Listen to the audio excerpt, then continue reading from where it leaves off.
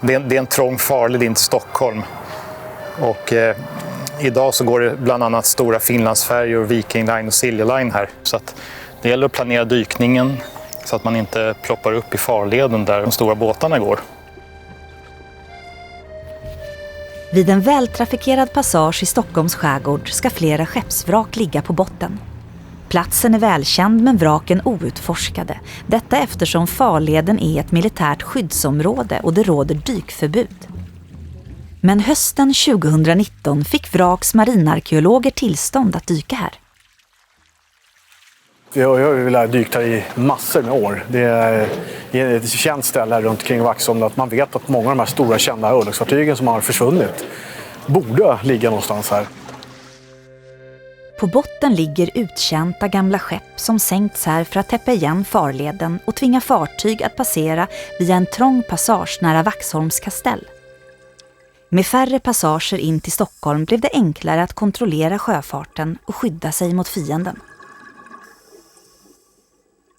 Metoden användes i hela Östersjön från åtminstone vikingatid och framåt. Men sedan 1800-talet har många av barriärerna sprängts och muddrats för att ge plats åt moderna, djupgående fartyg. Kvar på botten vid Vaxholm finns ett rörigt men outforskat stycke vrakhistoria. Det är rätt kaotiskt när man kommer ner dit. Det är rätt bra sikt faktiskt. Det var överraskande. Och inte så mycket sediment, men det är svårt att bilda sig en ordentlig uppfattning i ett sånt här kort dyk där man sågar mer än 2/3 av tiden också.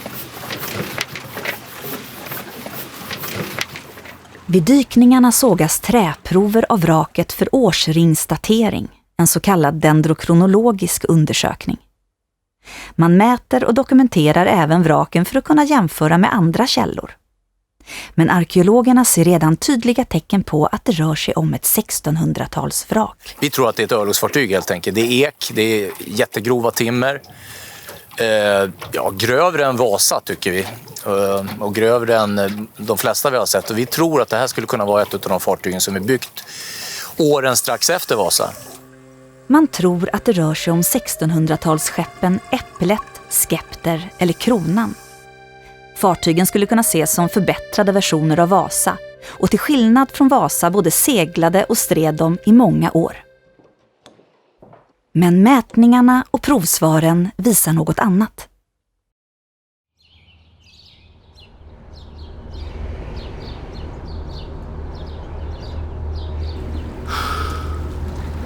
Ett halvår senare återvände man till platsen för att ta nya prover och göra nya mätningar av vraken. Den första omgången när vi dök här var vi här i 3 dagar och då tog vi 15 prover på varje vrak. Alltså 30 prover sammanlagt.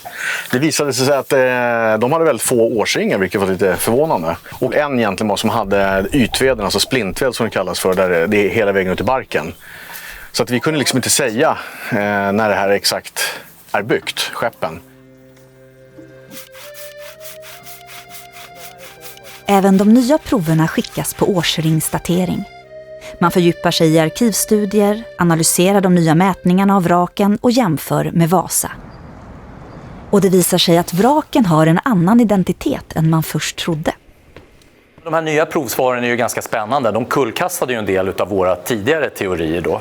Vi trodde ju att det var de här systerfartygen, om vi kallar dem så, som är byggda precis efter Vasa är byggt.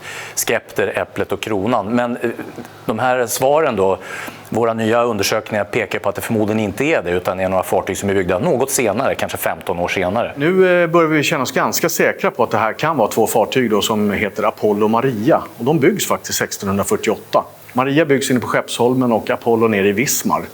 Apollo och Maria sänks faktiskt i Oxdjupet 1677.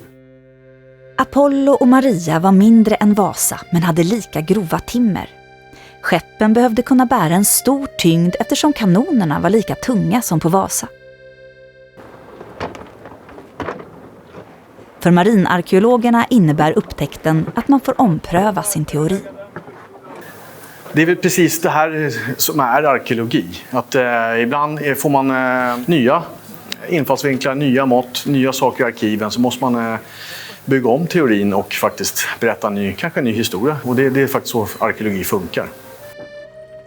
Undersökningarna är inte över. De kommer pågå i åratal. Det finns fler vrak i Oxdjupet och Och någonstans borde vraken efter Vasas efterföljare, Skepter, Äpplet och Kronan, ligga. Längre ut i sundet, i Oxdjupet, så ligger det flera vrak. Och de kommer vi försöka gå vidare med och undersöka åren framöver här. Och förmodligen är några av de här Vasas, om vi nu ska kalla dem för Vasas systerfartyg. Det gäller ju bara att hitta dem. Men vi fortsätter våra undersökningar här och det kommer att bli kul.